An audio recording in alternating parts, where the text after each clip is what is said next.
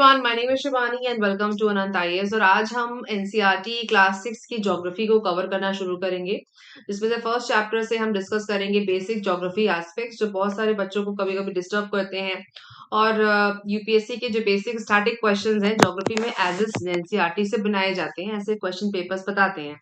तो आज से हम क्लास 6 के जाके ज्योग्राफी को कवर करेंगे। क्लास 6 से लेकर के क्लास 11 तक की ज्योग्राफी को हम धीमे धीमे पर समझने की कोशिश करेंगे। तो पहला आज चैप्टर है the earth in the solar system, जिसमें हम देखेंगे कि सोलर सिस्टम की जो बेसिक डेफिनेशंस क्या क्या हैं, एक्चुअली ये सोलर सिस्टम का बेसिक्स क्या है उसको हम समझेंगे। ठीक है, सो बहुत डिटेल में नहीं जाते हुए सीधे पॉइंट पे आते हैं कि जैसे भी जब भी हम आसमान की तरफ देखते हैं तो हमें ऐसा लगता है कि ये रात के समय कि जैसे कि बहुत सारे चमकीले सितारे हैं, जैसे डायमंड्स की तरह हो, जो चमकते रहते हैं, ट्विंकलिंग करते रहते हैं। But if you look at them carefully you will notice that some of them do not twinkle as others do. लेकिन उसमें से अगर हम ध्यान से कुछ सितारों को या तारों को देखें तो कुछ कम चमकते हैं, कुछ ज्यादा चमकते हैं। तो ये क्यों होता है, ये घटना क्यों होती है? कभी कभी आप ध्यान दीजिएगा कि यूपीएससी में इस तरह के क्वेश्चंस भी प्रेज होते हैं कि कुछ सितारे कम चमकते हैं, ज्यादा चमकते हैं, इनकी वजह क्या है? क्योंकि जब तक आपको बेसिक चीज पता नहीं होगी, आप आंसर नहीं कर पाओगे कि वो सूर्य के प्रकाश से चमकते हैं कि नहीं, या उनकी खुद का प्रकाश होता है कि नहीं। इस तरह के क्वेश्चंस को आंसर करने के लिए एनसीईआरटी को पढ़ना बेहद जरूरी है। तो हम इनकी कुछ तह में जाके जो बेसिक डेफिनेशन है उनको हम कवर करेंगे। पहला शुरू करते हैं कि फुल मून क्या घटना होती है। इसको हम, ये जो सवाल यहाँ रेज हुआ है ना, इसका आंसर आपको चैप्टर खत्म होते होते मिल जाएगा कि ऐसा क्यों होता है। So along with these bright objects, you may also see the moon on most of the days। मतलब आप ध्यान दीजिएगा कि जो जितने आपको सितारे दिखते हैं आसमान में रात के समय, उनमें कुछ चमक कम होती है, कुछ कम चमक ज्यादा होती है, कुछ पास में होते हैं, कुछ दूर होते हैं। लेकिन जो मून है, चांद ही एक ऐसा ऐसा आपको ऑब्जेक्ट दिखाई देगा जो ब्राइट है और सबसे पास में दिखाई देता है, काफी बड़ा ऑब्जेक्ट हमको दिखाई देता है। However, appear at different times in different shapes and different positions। और इसका समय, उसका शेप और उसकी पोजीशन भी बदलती रहती है। Now it is a full moon night, जो पूर्णिमा का दिन कहते हैं, जिस दिन पूरा फुल मून निकलता है। पूर्णिमा का मतलब पूर्ण, पूरा चंद्रमा जब निकलता है उसे कहते हैं फुल मून। और फोर्टनाइट, और फोर्टनाइट को जब हमारा तीसरा हफ्ता होता है, फोर्टनाइट के महीने का जो तीसरा हफ्ता होता है, क्योंकि 27 दिन की का साइकिल होता है चंद्रमा का, तो फोर्टनाइट जो लेटर बाद में बनता है, you can not see it at all, और तब वो दिखाई देता ही नहीं है। तो जो गति होती है, जिस गति से वो मूव करता है अर्थ के आसपास, तो वो फुल मून का टाइम होता है जब वो पूरा दिखाई देता है। और it is a new moon night और अमावस्या, और अमावस्या के दिन जो है वो न्यू मून कहलाता है। तो एक सवाल यहाँ से बन सकता है, अगर बनाना चाहें, कि न्यू मून की घटना क्या है और फुल मून की घटना क्या है। On this day you can watch the night sky best provided it is a clear night. और जब अमावस्या की रात की बात हो रही है, जब न्यू मून होता है, तो आसमान बिल्कुल साफ होता है और नाइट स्काई बहुत अपने चरम सीमा पर जो हमारा आसमान दिखाई देता है। Do you wonder why can't we see the moon and all those bright tiny objects during day time? अब सवाल ये उठता है कि दिन के समय में हम क्यों नहीं देख पाते चांद को? It is because the very bright light of the sun does not allow us to see all these bright objects in the sky. उसका कारण ये है कि दिन के समय सूर्य के प्रकाश की वजह से हमको ये तारे और चांद दिखाई नहीं देते हैं। तो आंसर ये है, उस सवाल का आधा जवाब ये है कि दिन के समय वो होते तो हैं आसमान में, लेकिन दिखाई क्यों नहीं पड़ते? क्योंकि सूर्य के तेज प्रकाश की वजह से वो हमको दिखाई नहीं पड़ते हैं। The sun, the moon and all those object shining in the night sky are called celestial body. और ये जितने भी आपको शाइनिंग ऑब्जेक्ट्स आसमान में दिखते हैं, सूर्य हो गया, चंद्र हो गया, नाइट जो हमें रात में दिखाई देते, सूर्य तो सुबह दिखाई देता है, उन सबका नाम सेलेस्टियल बॉडी रखा गया है। उनका नाम है सेलेस्टियल बॉडीज, इनको कहते हैं। Some celestial bodies are very big and hot, they are made up of gases. और ये सारी सेलेस्टियल बॉडीज कुछ बड़ी हैं, कुछ बहुत गर्म है, और कुछ में गैसेस भरी हुई हैं। They have their own heat, उनकी खुद की ऊष्मा है, खुद का प्रकाश है, which they emit in large amount. और कभी कभी वो बहुत, विच दे एमिट निकालती हैं बहुत बड़े अमाउंट में, बहुत ही बड़े नंबर्स में उसको बाहर वो निकालती है। क्योंकि सेलेस्टियल बॉडीज का खुद का प्रकाश होता है, उसमें गैस भी होती है, कुछ में कुछ बहुत बड़ी है, कुछ छोटी है। तो तारे भी हमारी सेलेस्टियल बॉडीज है, चांद भी हमारा सेलेस्टियल बॉडी है, और सूर्य भी हमारा सेलेस्टियल बॉडी है।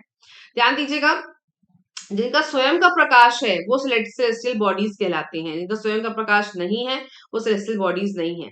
which they emit in large amount. These celestial bodies are called stars. The sun is a star. So यहाँ पे एक चीज मैं ऐड करूंगी कि the sun, the moon and all objects shining in the night sky are called celestial bodies. Some celestial bodies are very big and hot. They are made of gases. They have their own heat and light. तो अगर चांद का स्वयं का प्रकाश है तो वो सेलेस्टियल बॉडी है, पर जैसे कि हम जानते हैं कि जैसे ज्योग्राफी के हिसाब से कुछ लोग ये भी बोलते हैं कि चांद का खुद का कोई प्रकाश नहीं है, वो सूर्य के प्रकाश से चमकता है। तो इन दैट केस अभी फिलहाल जब हम पृथ्वी से उसको देखते हैं तो सेलेस्टियल बॉडी में काउंट होता है। These celestial bodies are called stars. तो हमारा चांद स्टार नहीं है, तो हमारा जो मून है वो स्टार काउंट नहीं होता है और वो सेलेस्टियल बॉडी में नहीं होता, क्योंकि उसका खुद का स्वयं का कोई प्रकाश नहीं है। और सूर्य जो है उसका स्वयं का प्रकाश है वो सेलेस्टियल बॉडी में काउंट होता है। Countless twinkling star in the night sky are similar to the sun. और जो बहुत सारे सितारे आसमान में चमकते हैं वो सूर्य की तरह ही हैं, but we do not feel their heat और लाइट, क्योंकि वो बहुत छोटे हैं, हमसे बहुत दूर है, इसलिए हमें उनकी जो ऊष्मा है, उनका प्रकाश हम तक नहीं आता। और कुछ तारे तो सूर्य से भी बड़े हैं, लेकिन हम तक उनकी ना ऊष्मा पहुंचती है, ना हमारे तक उनका कोई भी प्रकाश पहुंचता है, क्योंकि वो बहुत डिस्टेंस पे है। अब इस पिक्चर को बहुत ध्यान से देखिए। इस पे एक सवाल क्रिएट हुआ है प्री में 2012-13 में 14 में क्वेश्चन क्रिएट हुआ है कि नॉर्थ पोल को अगर आप ट्रैक करते रहेंगे तो किस दिशा की तरफ हम बढ़ते हैं। तो आप ध्यान दीजिए कि सप्तऋषि तारामंडल जो होता है उसके लास्ट की सीध में जो तारा होता है वो नॉर्थ स्टार कहा जाता है, और नॉर्थ स्टार उत्तर दिशा की तरफ होता है। तो कभी अगर आप रास्ता भटक जाएं और आपको नॉर्थ स्टार दिख रहा हो तो आप समझ सकते हैं कि आप किस दिशा में जा रहे हैं, क्योंकि इस तरफ तो ईस्ट होगा और उसकी पश्चिम में वेस्ट होगा। और पुराने समय में लोग इन तारों को देखकर ही अपने रास्ते का पता लगाते थे। So while watching the night sky, you may notice various patterns formed by the different groups of star. और ये जो तारों का समूह है, these are called constellations. इन तारों के समूह को कहते हैं constellation. उर्सा मेजर और Big Bear is one of such constellations. ये good to know information है कि उर्सा मेजर और बिग बेयर जो है बड़े इस तरह के सच कॉन्स्टलेशंस हैं जो आसमान में क्रिएट होते हैं, अलग अलग डिजाइन में क्रिएट होते हैं।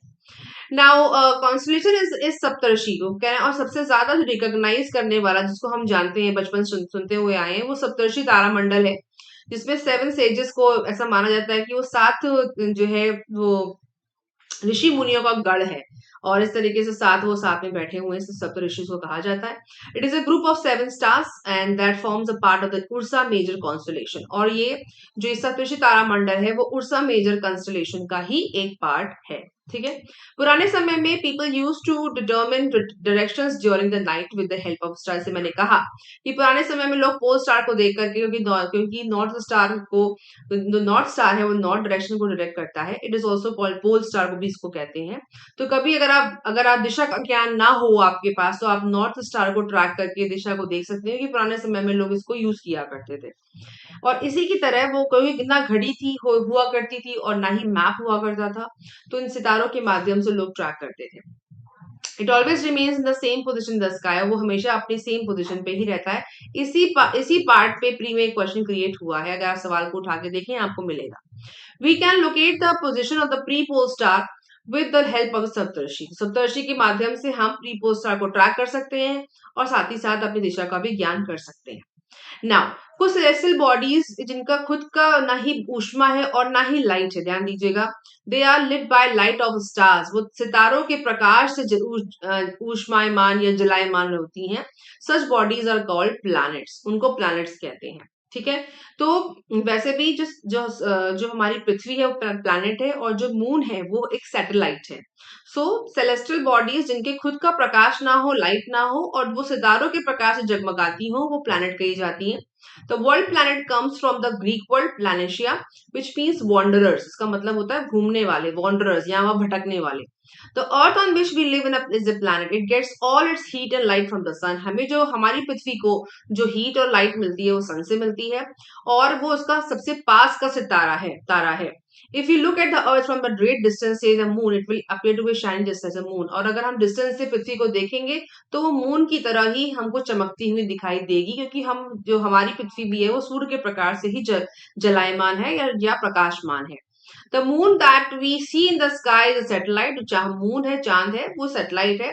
It is a companion of our earth and moves around it, और चांद जो है हमारी पृथ्वी के आसपास मूव करता है, हमारा सैटेलाइट है, एक लौता सैटेलाइट है। और like our earth there are 7 other planets that get heat and light from the sun, और 7 और ऐसे प्लैनेट्स हैं जो सूरज से अपनी प्रकाश और ऊष्मा को लेते हैं। Some of them have their moons too, और किसी के खुद के मून में या खुद के सैटेलाइट्स भी हैं। सो ये फैक्चुअल है, लेकिन फैक्चुअल होने के साथ साथ इसमें सवाल भी बनते हैं, तो इनको मिस नहीं किया जा सकता। अच्छा, अभी कुछ दिन पहले एक मीटेरॉइड्स की और की भी न्यूज आई थी, तो मैंने समझा कि इसको पढ़ना जरूरी है और सोलर सिस्टम को समझना भी जरूरी है। तो वो देखते हैं कि द सन, इसको इसके पहले इस बॉक्स को पढ़ते हैं। इंटरेस्टिंग फैक्ट ये है कि Jupiter, Saturn and Uranus have rings around them, इन तीनों के आसपास रिंग्स हैं। These are belts of small debris, और ये क्या है? डेब्री है, एक तरीके का मलबा है।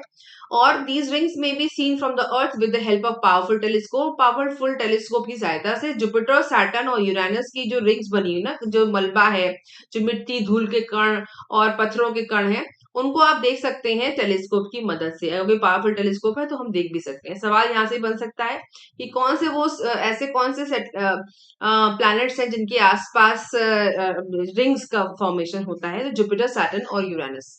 नाउ सोलर सिस्टम पे आते हैं कि सन और 8 जो प्लैनेट्स हैं, satellites and some other celestial bodies known as asteroids and meteoroids. ध्यान दीजिएगा कि सन जो प्लैनेट्स हैं 8 और सैटेलाइट है and some other celestial bodies known as asteroid, इन सबको एस्टेरॉइड सब कहा जाता है। अब आज तक तो लोग सोचते थे कि एस्टेरॉइड को सिर्फ एक स्पेसिफिक नाम दिया जा सकता है, पर ऐसा नहीं है। एनसीईआरटी के हिसाब से सन, प्लैनेट, सैटेलाइट और ये सारे सेलेस्टियल बॉडीज एस्टेरॉइड्स हैं एंड मीटेरॉइड्स, ये और मीटेरॉइड्स भी हैं, ध्यान दीजिएगा।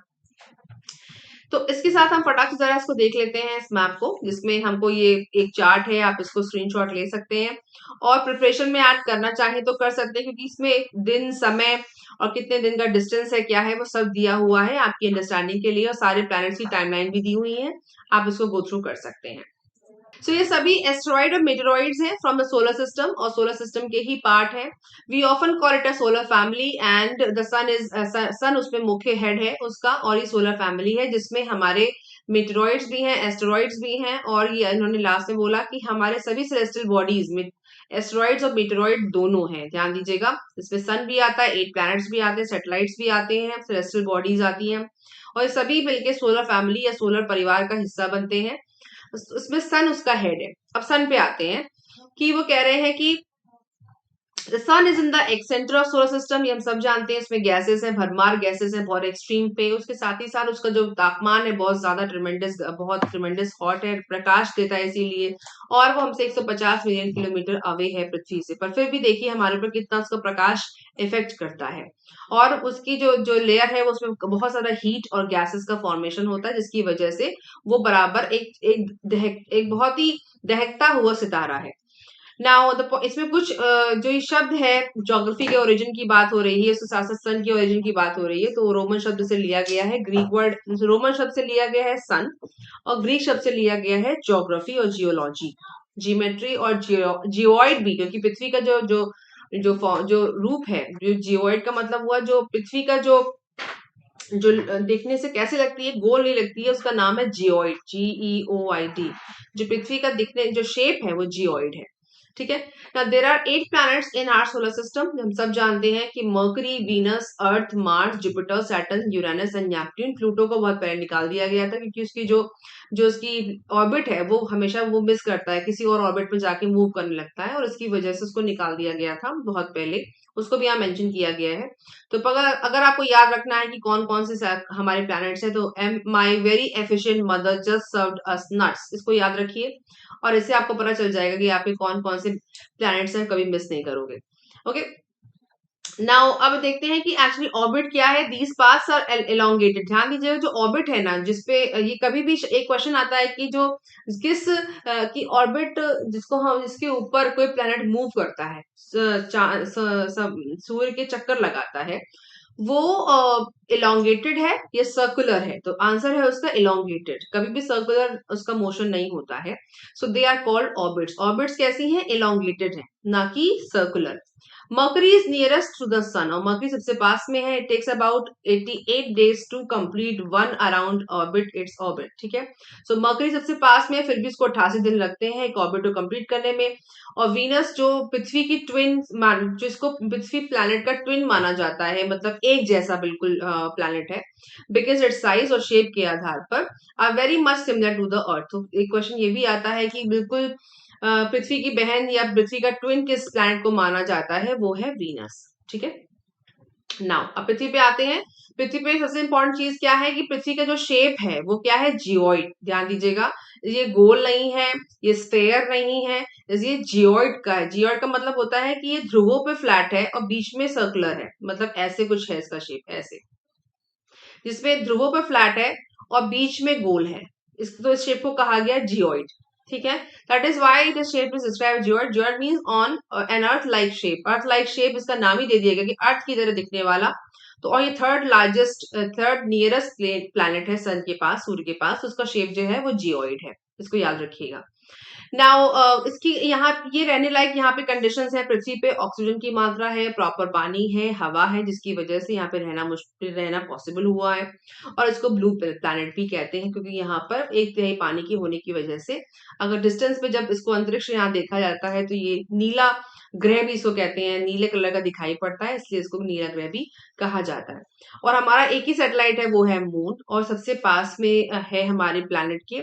और इसकी जो टाइमिंग है, जो सर्कुलेशन है, जो मूव करता है पृथ्वी के आसपास, वो 27 दिन का टाइम है.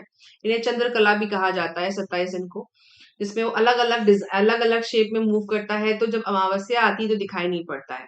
So only the moon moves around the earth in 27 days. It takes exactly the same time to complete one spin. 27 दिन लगते हैं वन स्पिन कंप्लीट करने में. As a result only one side of moon is visible to us on the earth. और इसी की वजह से एक ही साइड सिर्फ हमको पृथ्वी से दिखाई देता है. तो वो अपने अपने स्पिन को कंप्लीट करने में, ध्यान दीजिएगा, the moon moves around the earth is about 27 days. It takes exactly the same time to complete one spin. और अपने one spin को complete करने में भी वो 27 दिन का ही समय लेता है.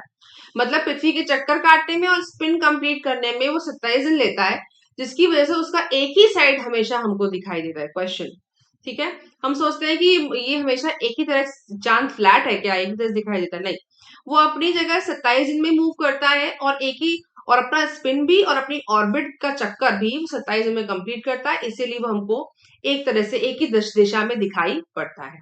और साथ ही साथ moon does not have conditions favourable for life, इसलिए वहां कोई रह नहीं सकता.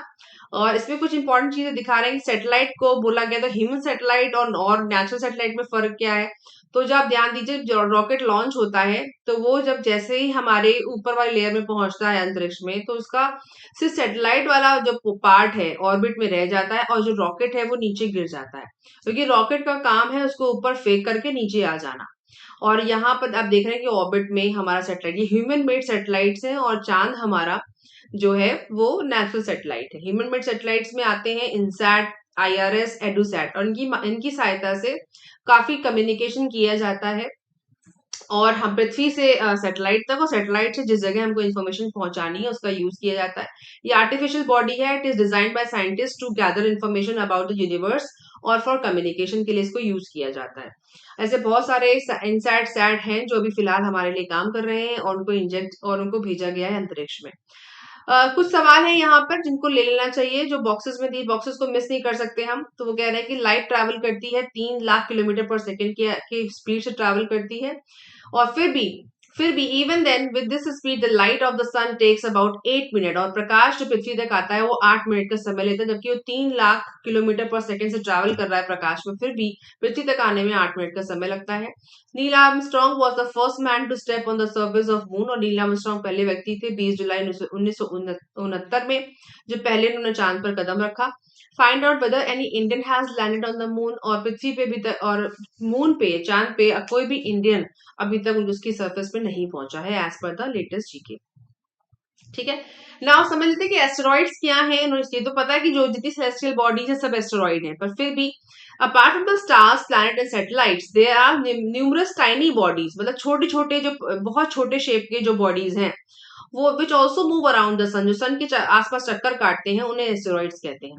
दे are found between the orbits of Mars and Jupiter, और वो मार्स और जुपिटर के बीच में पाए जाते हैं, जो उनके बीच में मार्स और जुपिटर की रेंज के बीच में पाए जाते हैं। इस पे भी क्वेश्चन बना है, प्रीम पूछा गया है। Scientist are of the view that asteroids are part of a planet which exploded many years back. वो साइंटिस्ट कहते हैं कि बहुत सालों पहले इसका जो एक एक्सप्लोड हुआ था, एक बैंग हुआ था, ब्लास्ट मान लीजिए, और उससे निकलने वाले टुकड़े आसमान में घूम रहे हैं और सूर्य का चक्कर काट रहे हैं और कभी कभी आके पृथ्वी से भी टकरा जाते हैं। साथ ही साथ मीटेरोइड्स क्या होती हैं? The small pieces of stock which move around the sun are called meteoroids. और कुछ ऐसे स्मॉल पीसेस हैं चट्टानों के जो सन के चक्कर काटते हैं, वो मीटेरोइड्स भी हैं। Sometime these meteoroids come near the earth and tend to drop upon it. तो जो टुकड़े पृथ्वी पे आके टकरा के गिरते हैं वो मीटेरोइड्स कहलाते हैं, और जो घूमते रहते हैं सूरज के आसपास वो एस्टेरॉइड्स कहलाते हैं। ये फर्क समझ में आया। During this process, due to friction with the air, they get heated up and burn up. कभी कभी वो एयर के फ्रिक्शन की वजह से जलना भी चालू हो जाते हैं और प्रकाश छोड़ते हैं। Sometimes a meteor without being completed burn. ध्यान दीजिएगा, मीटियोर शब्द का मतलब है जो बर्न नहीं हुआ, जो बर्न हो गया वो मीटेरॉइड बन गया, जो बर्न नहीं हुआ वो मीटियोर होता है। And falls on the earth and creates a hollow. और कभी कभी बिना जले कोई बड़ा टुकड़ा जब पृथ्वी पे गिरता है, वहां पे हॉलो बड़ा सा गड्ढा क्रिएट करता है, जो जला ना हो वो कहलाता है मीटियोर। तो ये प्री के पर्पस इंपॉर्टेंट है कि फर्क क्या है एस्टेरॉइड में, मीटेरॉइड्स में, मीटियोर में। तो ये फर्क है। Do you see a wishlist board broadband like a white glowing paths across the sky on the clear straight night? मतलब आसमान में कुछ ऐसे भी सफेद आकाश गंगाएं जिनके रेफरेंस यहाँ लिया जा रहा है। तो एक सफेद रास्ता जिसे ब्रॉड बैंड बनाया गया हो सफेद कलर का, सफेद, उसको जो आसमान में कभी दिखाई देता हो अगर आपको, तो उसको कहते हैं मिल्की वे गैलेक्सी, जो इस पिक्चर में दिखाई भी जा रही है। सो इस तरह की कई सारी आकाश गंगाएं हमारे हमारे अंतरिक्ष में हैं, जो सितारों का एक रास्ता, एक पथ तरीके का रास्ता तैयार किया जाता है इन तारों के एक साथ जुड़े रहने के कारण, और इनको मिलके कहते हैं गैलेक्सी। और जो पुराने समय में इसको इमेजिन किया जाता था कि ये क्या है, रिवर है, प्रकाश की एक बहती हुई नदी है आसमान में, thus it was named was आकाशगंगा। तो इसलिए इसको आकाशगंगा का नाम दिया गया, क्योंकि जो सफेद नुमा जो एक पथ बन गया, रास्ता बन गया है, इसको आकाशगंगा कहा गया एंशियंट टाइम में।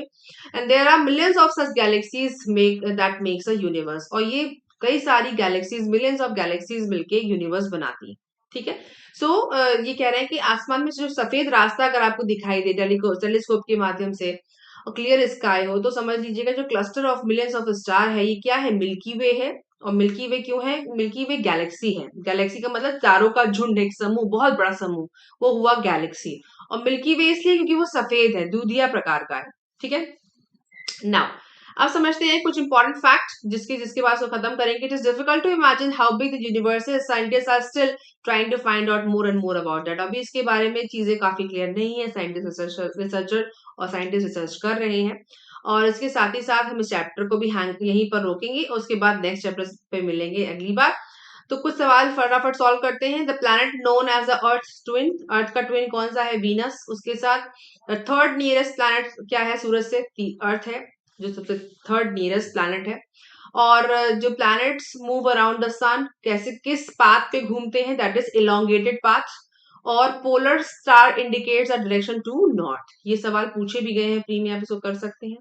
साथ ही साथ जो इसके शॉर्ट क्वेश्चंस हैं उनको भी करिए, और जो इनके fill in the blanks questions है उनको जरूर करिए। कभी कभी इन्हीं से प्रीवियस सवाल बनाए जाते हैं, ज्यादा कहीं खोजने की जरूरत उनको नहीं पड़ती। एक सवाल और है कि asteroids are found between the orbits Mars और जुपिटर के बीच की जो जो स्पेस है, between the orbits of Mars और जुपिटर के बीच का जो स्पेस है, वहां एस्टेरॉइड्स मिलते हैं। ध्यान दीजिएगा, एस्टेरॉइड्स हमारे सारी सेलेस्टियल बॉडीज को कहा जाता है। तीन शब्द है, एस्टेरॉइड्स, मीटेरॉइड्स एंड मीटियोर। तो इनको जरूर इनका डिफरेंस याद रखिएगा, अभी न्यूज में भी था और पूछा जा सकता है प्री में। ठीक है। तो ये था हमारा chapter number 1 class 6 geography. I hope ये हेल्पफुल रहा होगा, इन्फॉर्मेटिव रहा होगा। और अगर आपको ये पसंद आया कमेंट करिए, लाइक करिए। मैं अगली बार चैप्टर 2 और 3 और कई सारे चैप्टर्स एक बार में सम अप करने की कोशिश करूंगी।